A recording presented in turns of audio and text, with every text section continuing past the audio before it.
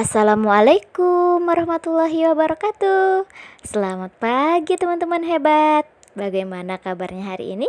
Semoga dalam keadaan sehat. Amin. Baik teman-teman hebat, hari ini bertemu kembali bersama Bu Guru di pembelajaran tematik. Hari ini kita akan belajar di tematik 3C, subtema 3 pembelajaran 1. Hari ini kita akan mengenal perubahan wujud benda, mengenal unsur untuk menggambar dekoratif, serta kita akan mengenal berbagai timbangan dan juga fungsinya.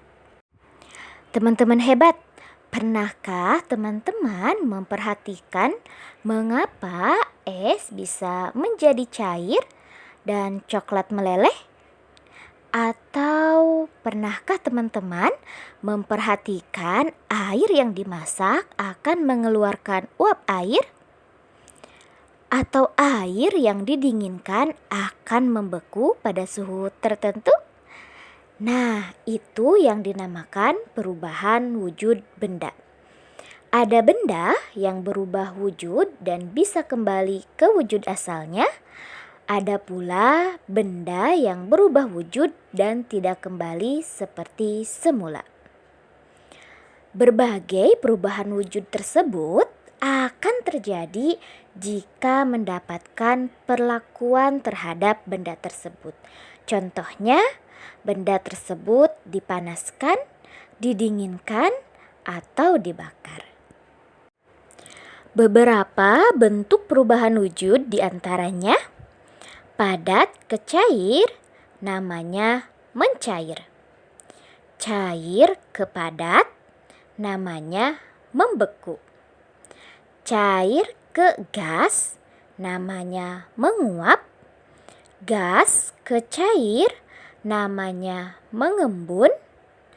Padat ke gas, namanya menyublim. Gas ke padat, namanya mengkristal. Itulah beberapa perubahan wujud benda. Hari ini kita akan belajar perubahan wujud benda mencair. Teman-teman, suka es krim? Pernah membeli es krim? Kalau kita mendiamkan es krim terlalu lama, apalagi di tempat panas, apa yang terjadi? Ya, es krimnya mencair. Kenapa?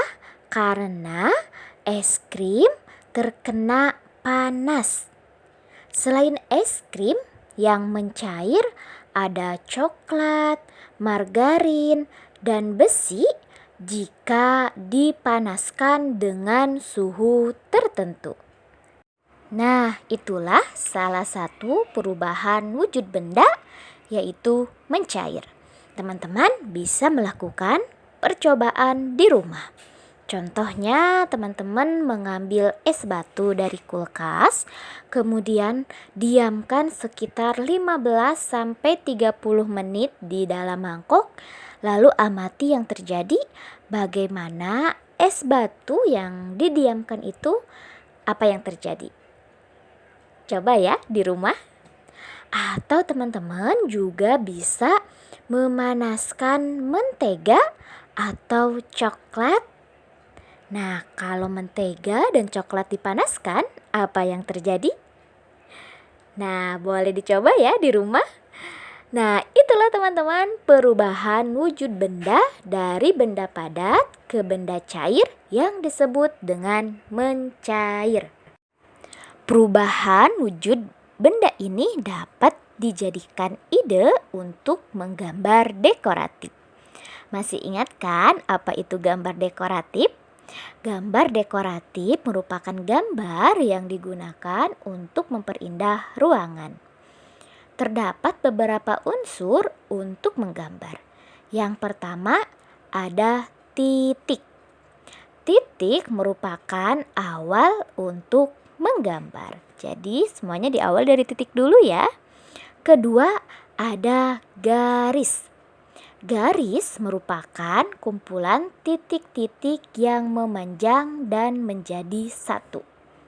Berikut beberapa bentuk garis. Pertama, garis mendatar. Kedua, garis tegak. Ketiga, garis miring. Keempat, garis lengkung.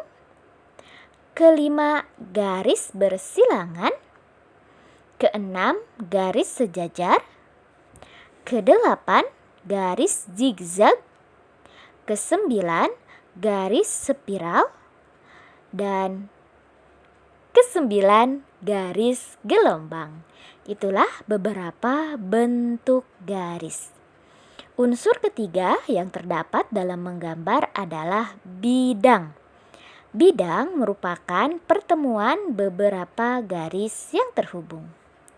Berikut beberapa contoh gambar dekoratif. Ada dekoratif motif air dan ombak. Teman-teman, masih ingat dengan sifat benda padat, benda cair, dan benda gas? Ketiga benda tersebut mempunyai berat. Jika sebelumnya kita sudah mengenal alat untuk mengukur panjang, hari ini kita akan mengenal alat untuk mengukur berat benda, atau yang sering kita kenal timbangan. Ya, timbangan adalah alat untuk mengukur benda. Timbangan ada beberapa jenis. Di antaranya, yang pertama ada timbangan duduk. Timbangan ini digunakan untuk menimbang tepung, terigu, telur, dan gula. Timbangan duduk juga bisa digunakan untuk menimbang buah-buahan yang beratnya tidak lebih dari 5 kg. Kedua, timbangan warung. Fungsi timbangan warung hampir sama dengan timbangan duduk, yaitu untuk menimbang buah, bahan kue, cabai, dan bahan-bahan lainnya. Ketiga, neraca.